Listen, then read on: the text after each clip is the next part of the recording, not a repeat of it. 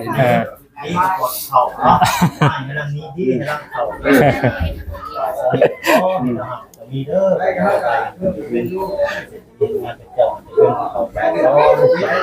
เอาไล่เว้ยดูได้ก่อนเขาเกิดดูดีได้ก่อนตัวเนาะเกิดแล้วดูได้เนาะเต้าเป็นพวกเขาไม่เขาดีไม่เงี้ยกันตลอดขอให้ตลอดซีวิตาถูกไปเชื่อจะนะคนได้ย่อมยังที่เขาย่อมอย่างเดียวนี่เขาย่อมเจ้าหลายอย่างแล้วเริ่มหลายอย่างแล้วใครอะไรใครมาใครมาจอนนะเคยย่อยแหละอ๋อทุกวันหนาวอยู่เนาะนี่ใช่แบบนี้อ๋อแต่เก่าเขาก็ย่อมแค่เรื่องเดียวแต่เก่าเนี่ยชั่วโมงนี่เขาย่อมหลายเรื่องแล้วเริ่มแบบว่าเริ่มไปเรื่อยไหลไปเรื่อยมาเนี่ยโอ้ยไม่ใช่กับน้าไปเดียวไปยังไงไปเชียงรายเนาะน้อยบ่จอนให้มุ้ยเขาคำเว้าบัดนี้ดิจิลี่คิดในใจอุ้มอยู่ดิคิดในใจไอ้กดนี้ให้กดนี้กดครับขึ้นบ้านใหม่อยู่ดีมีแห้งมิดจิลี่อยู่ดีมีแห้ง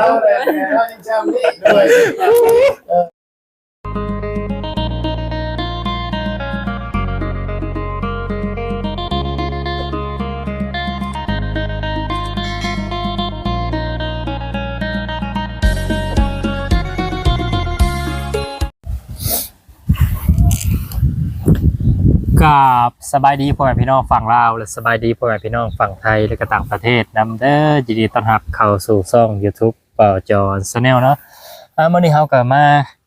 แสดงความยินดีขึ้นบ้านใหม่ของสาวมอนนอนหนาวเพิ่นพ่อแม่พี่น้องเอ้ยคือสิบ่นอนหนาวเนาะคือสินอนอุ่นเลยพี่น้องเอ้ยวันนี้เนาะได้เฮือนหลังใหม่ได้หลังงามเลยพี่น้องเอ้ยเฮาก็สิมาแสดงความยินดีผูกคอต่อแขนให้เพิ่นเนาะเพิ่นก็ขึ้นบ้านใหม่มื้อนี้เป็นมื้อแรกพี่น้องเอ้ยมืองามยามดีเนาะมื้อนี้เนาะขึ้นบ้านใหม่ของสาวมอนเพิ่นพี่น้องเอ้ยโอเคพ่อพี่น้องบ่เป็นการเสียเวลาเดี๋ยวไปเบิกไปสนุกกันเลยเนาะพี่น้องเอ้ยเดี๋ยวไปสาวมอนเพิ่นเลยเนาะพุ่นแหละพี่น้องเอ้ยขึ้นไปเทิงเฮือนเพิ่นพุ่นเลยเนาะคนครับขึ้นพากันขึ้นแต่เช้าพุ่นเลยพี่น้องเอ้ยจนผูกคอต่อแขนแล้วเลยเนาะไปพี่น้องเอ้ย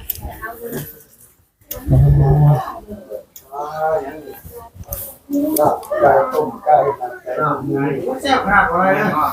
ชุดเลยเจ้าว่าไอ้ลงมือก็แล้วข่อยลงสั่งสบายดีเด้อจากลูกมาทางบ่าวไร่สบายดีสามอนโอ้ยโอ้หอดจอดเธอไปนอนสบายดีเด้อสามอนแล้วก็ลุงต้องเจ้าโคตรเนาะพี่อ๋อเจ้าโคตรเจ้าภาพภาพเหมือนกันนี่คือภาพบ่เจ้าภาพเจ้าโคตรมาได้ลงมือยังนี่เนาะตัวแทนแล้ววันละเนาะโดยลาบเป็ดลาบไก่เนี่ยลาบไก่ลาบหมูเป็นยังมาช้ายังดีกว่าบ่มาแม่นมันกินข้าวดีครับว่าเข่าเรือลายดีโดเลยสบายดีนะสบายดีลุงกับยังสามอน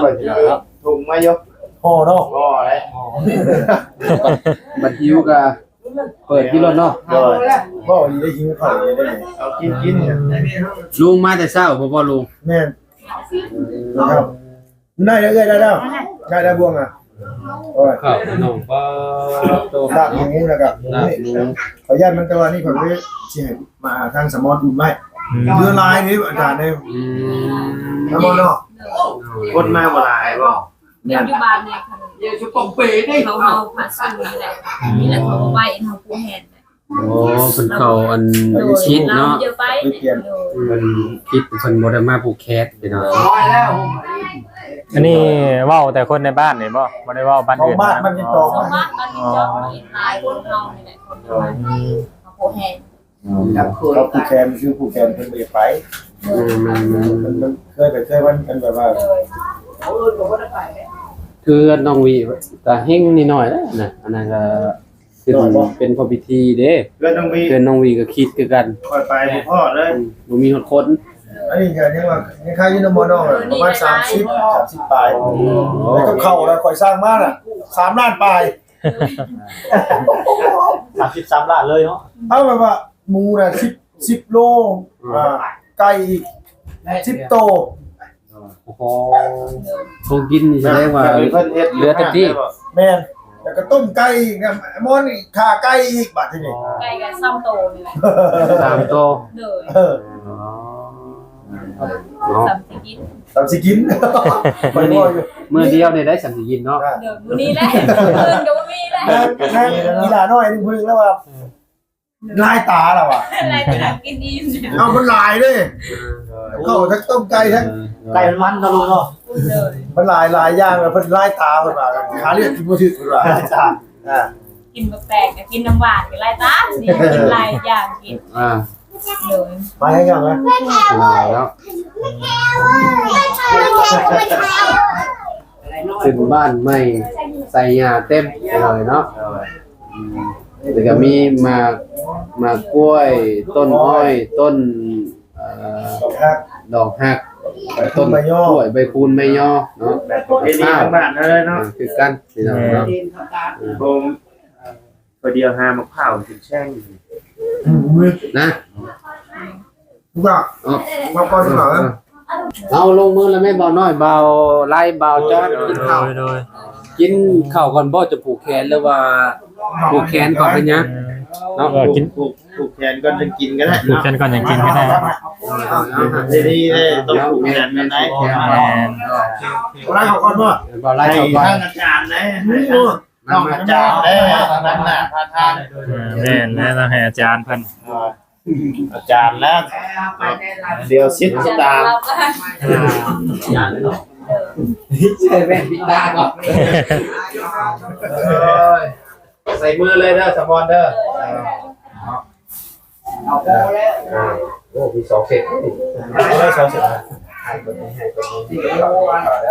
เอาสมอนมันใหม่ใส่ยาเต็มมีแห้งเก็บได้คนไข่ดีเนาะปรารถนาสิ่งใดขอให้ได้สิ่งนั้นเด้อบัดนี้เด้อปรารถนาปรารถนาอันคนหักก็ได้ของใครได้ของหักได้บัดนี้เนาะอย่าดีไม่แห้งเด้อเปิดยืนหน่อยก็ได้เวลาจะนี่แล้ว พอกินข้าวที่เช้าคนก่อนหิวไว้ก่อน เอาน้อยบ่แค่นี้ นี่กดเข่าเนาะกำลังนี้ที่กำลังเข่ามีเด้อ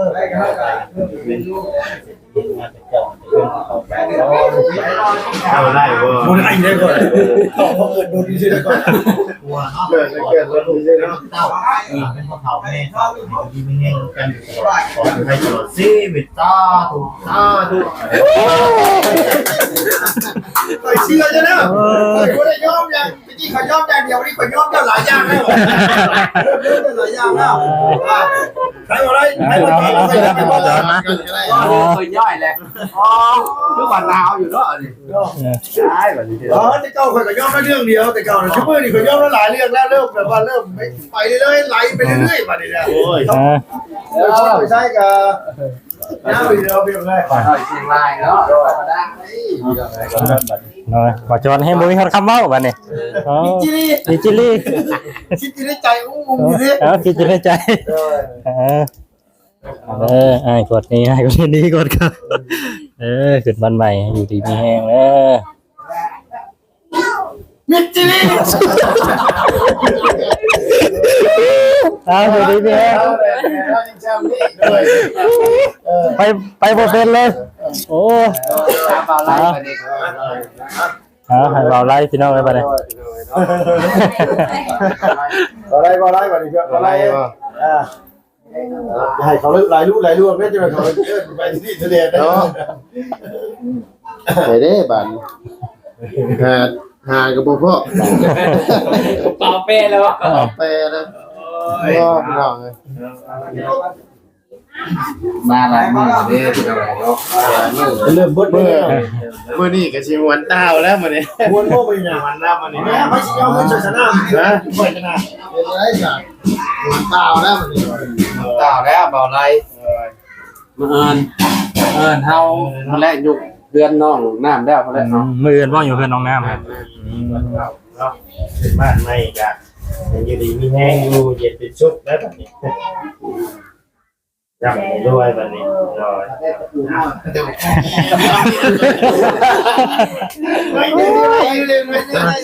เจ้ายังไพ่ก็ไพ่อยู่ โอ้ชัวร์ว่าน้อยก็ได้ไหม สมผลเป็นหมอพรได้ ผู้สาวก็อย่ามาผูกแขนผู้เบาเลยป่ะก็ชิเริ่มตาเมื่อได้ไหมเนาะ แม่นดาวมัน อะไรมากินได้ข่าวกินได้ข่าว สะดุ้งไหมดุ้งกันเหี่ยวข่าวอยู่พี่น้องเลย มาลงมือลงกินน้ำกันอีกรอบนึง มาเด้อมาเด้อ มาเด้อมาเด้อนะมาเด้อมาเด้อ มาท่านนั่งกินข้าวเด้อ โอ้กินแล้วก็กินไม่ได้เด้อ อย่างอาหารอย่างไรกิน มาลงมือกินน้ำ มาได้ลงมาได้ขาตั้งผูกขาตั้งไว้ผูกข้องอ่ะ เป็นอะไรนี่ฮะกินข้าวกินน้ำก่อนลาบไก่ลาบหมู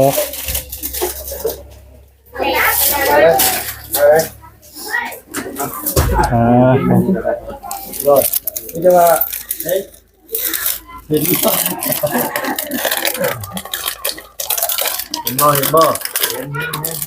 อะไรกันตู้กันนี่เลย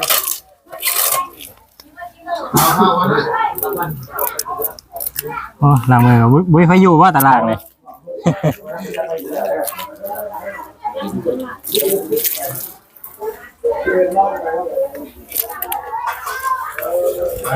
ที่ข่าวอันนี้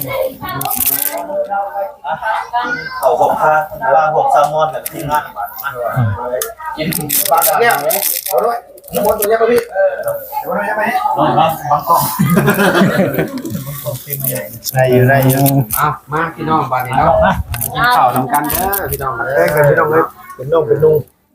เพลงกันคือเก่าคือเดิมไปมาหาสู่เนาะสมอน อันนี้ยังเนี่ยซั่วไก่บ่เนี่ย ต้มว่า ต้ม นี่มันหนาวไงอ่ะไม่เย็นไง เด้อน้องเด้อกินข้าวน้ำกันเด้อ ว่ามือในน้ำแหง เมื่ออื่นชีหนาวป่ะเจ้าพูดลงหนาเลย วัดนี่ก็ว่า วันแบบ มือนึง เคยโทร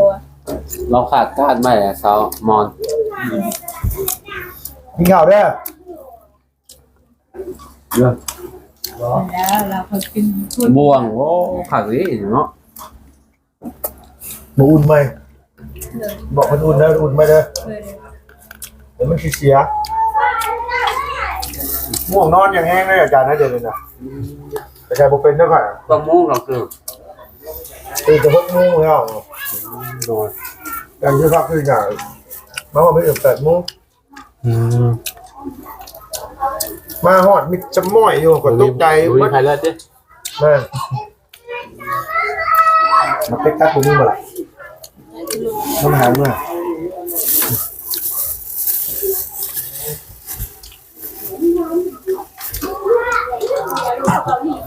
เพิ่นก็เลยไปที่แบบว่าย่างอ้อมเพื่อนยังอ้อมอย่างอยู่บ่ ก็ แบบบ่ได้อ้อมเนี่ย ยืนห้องนะก็ตัวเรื่องใหญ่เนี่ย เนาะน้องชายผมเรียบร้อยเนาะ โดยนี่รอดไปแล้วผมไปแล้ว กลับแล้วผมมึงอ่ะ ไหนพบกันพวกอะไรฮะพบอยู่นอกพบอยู่ไก่เหนียวไก่3 สายพันธุ์ไก่เหนียวนะแม่น่ะไก่เหนียวเนาะเลย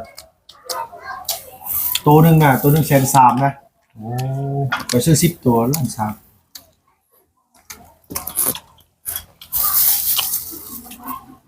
ช่วงขึ้นบ้านน้องเอสอะเขากลับแล้วเราเห็นปุ๊บทำไปเลยรอบเดียวสบายเพราะว่าเขาตื่นสายเนี่ยบางทีเขาก็พันเนาะ นี่เป็นโทรหาแต่นี่ได้ลายเลยจังเลยลายนี้ไปทองกระท่ามน่ะ ลองทำนะ โอ้โห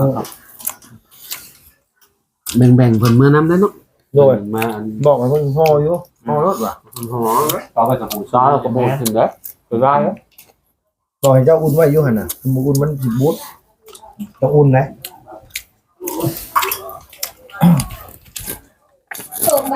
ใช่พี่เนาะแต่มันบอกเพชรเนาะ แม่ผมเขาจะเพิ่มก็คือแบบตับมาผิดเนาะ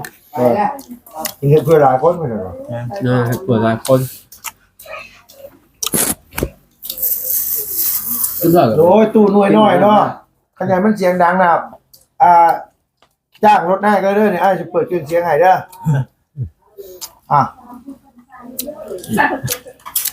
บอกว่าบอกอะไรก็เอาเทปคอนไซมากเลยว่ะเนาะ ยอมกันแล้ว โยมแล้วเพื่อจะเป็นเจ้าภาพให้ไปที่นี่ ลุงเพิ่มเนี่ยฮะลุงเพิ่มนะจะผัก เขาเบิ่งสตอรี่เขาไลฟ์ จะบอกก็เลยว่าคอยดูเลย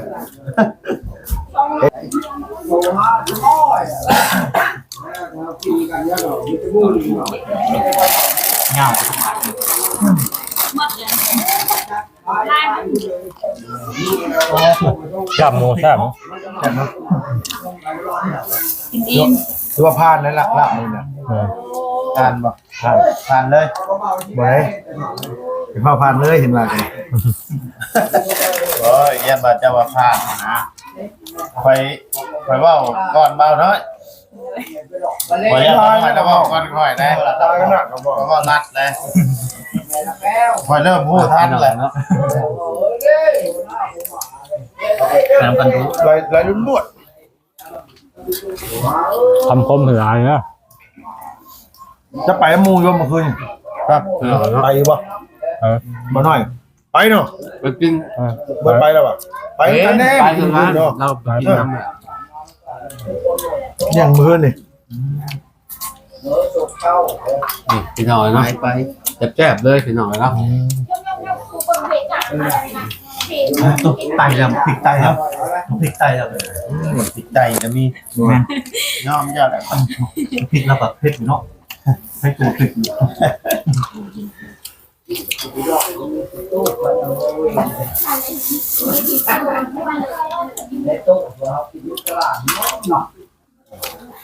ทั้งนาทีเลย น้องกินแล้วก็ได้ ผมจะเวลาที่มามา โดย โดยไม่โยกไปนี่สิบนาวแล้วนอนหนาวแล้ว นอนอุ่นแล้วบัดนี้รถจะฮ้อน ถ้าเราลมไม่หรอ เราไม่ ก็ทำขึ้นเมื่อวานนี่ก็ทำว่า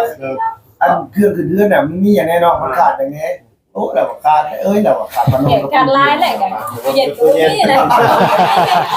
แกลืมทำเลยแกจะได้ไล่สุดที่เลยได้จะเจ็บได้พัดลมได้ตามแล้ว ที่จะว่าหาเก็บหากรรมไปปฏิเลย แต่คือลุงเบ่าแล้วทำอย่างไรไว้กะเอาครัวมาหาซอย มาไอ้พวกมีนะ ว่าในชีวิต อย่าลืมทำเป็นนี้กัน โดยโยมลูกโอ้เรากันขาดกันที่ขาดพัดลมตู้เย็น ไอ้ยี่กินน้ำเย็นนะบุมี เด็กนักเย็นก็เหมือน เดี๋ยวกินน้ำเย็นได้บุมี ไฟฟ้าก็เอาเข้าเรียบร้อยเรียบร้อย แล้วก็เข้าเรียบร้อยเบิ่ล่ะ ดีใจแล้ว ด้วยอันหัวคั่วน่ะเพิ่นเอาเข้าให้อยู่บ่ ได้หมดเลย เพิ่นแรงเลยว่าลุงก็มี ยูนิซ่า โอเคเนาะเดี๋ยวลงไปเบิ่งทางนู้นล่างก่อนเนาะเพราะว่าประเทศแล้วก็เลยมาเบิ่งเลยได้เนาะ ขาดโลกคั่วอย่างนั้นเฮ็ด เพื่อได้ปรุงได้แปะเรื่องแซลมอนเพิ่นเนาะ โดย จะหลายเบิ่งคือขึ้นเฮือนเจ้าของเองนี่นะขึ้นเฮือนเจ้าของเองนี่ มาเบิ่งเฮือนครัวของเฮียแซลมอนเพิ่นครัวเพิ่นก็เฮ็ดแล้วเรียบร้อยแล้วเนาะ ไอ้เบิ่ง พี่น้องเอ้ย ใครอยู่ในนี่บ่ ใช่แล้ว อ๋อสู้ ครัวบ่เนี่ย เฮือนครัวเพิ่น ครัวยังนี่อยู่ไหนเนาะครัวยังเต็มที่อยู่ พี่น้องเอ้ย ไปขับไปเบิ่ง โอ้ตะบนเนี่ยเก็บเครื่องเก็บของเพิ่นบนเฮ็ดอยู่เฮ็ดกินเพิ่นล่ะพี่น้องเอ้ยนี่เนาะ เฮ้ยเปิดได้ชั้นนี้บ่ อ๋อนี่เนาะกับข้าวกับน้ำเพิ่นก็โอ้เรือลายพี่น้องเอ้ย เพิ่นเฉพาะลุงเพิ่มมาเดือลายรีบเนาะ พี่น้อง สามตัว เป็นให้ญาติพี่น้องนำเนาะ น้อย แม่ เลย ปลาไว้มันกระบูดกันเน่าซื้อว่าซั่นซะ โดย เป็นพี่เป็นน้องนั่นแหละ ทางนี้สิเป็นห้องน้ำเพิ่นพี่น้องเอ้ยอ๋อห้องน้ำถ้ามากว้างแท้นี่อ๋อพี่น้องเอ้ยจอดรถได้อยู่ 4-5 คันพี่น้องเอ้ยรถมอเตอร์ไซค์เนาะรถจักรนี่ต่อห้องน้ำเรื่องแซลมอนเพิ่นพี่น้องเอ้ยเข้าฟืนเข้าไฟกันแล้วไปนที่เรียบร้อยเนาะนี่เนาะดอกฟืนดอกไฟเพิ่นกัน แบบเพื่อนไฟเป็นงามขนาดพี่น้อยเห็นเนาะทางนั้นสิเป็นห้องครัวนี่สิเป็นห้องน้ำพี่น้อยขับไปลีพี่น้อยแบบเพื่อนสมอนเพื่อนเนาะพากันขึ้นบ้านใหม่พี่น้องวะเนี่ยห้องครัวห้องน้ำก็อยู่ติดกันเลยพี่น้องเลยถ้าสีเข้าไปนี่แห้งคักพี่น้องเลยแห้งสีเข้ากันคักเนาะแห้งสีกลมกลืนกันคักครับเพื่อนหลังใหญ่เพื่อนก็ถือว่าแล้วสมบูรณ์แบบพี่น้องเลยเพื่อนของสาวมอนเพื่อนเนาะขึ้นอยู่เป็นที่เรียบร้อยพี่น้องเลยเพื่อนฟืนเพื่อนไฟห้องน้ำก็ได้ครบสุดเนาะแต่นี่ก็ดีใจนำสาวมอนเป็นหลายๆพี่น้อยได้เป็นเพื่อนหลังใหม่หลังงามนะได้ขึ้นอยู่เพื่อนหลังใหม่แล้วพี่น้อยโอเคพี่น้องสำหรับคลิปนี้กับประจอยก็สิขอจบคลิปเอาไว้สำนี้กับเด้อก็ฝากกดไลค์กดแชร์กดติดตามเป็นกำลังใจให้ประจอยนำเนาะสำหรับคลิปนี้กับไปแล้วสบายดีสวัสดีพี่น้อง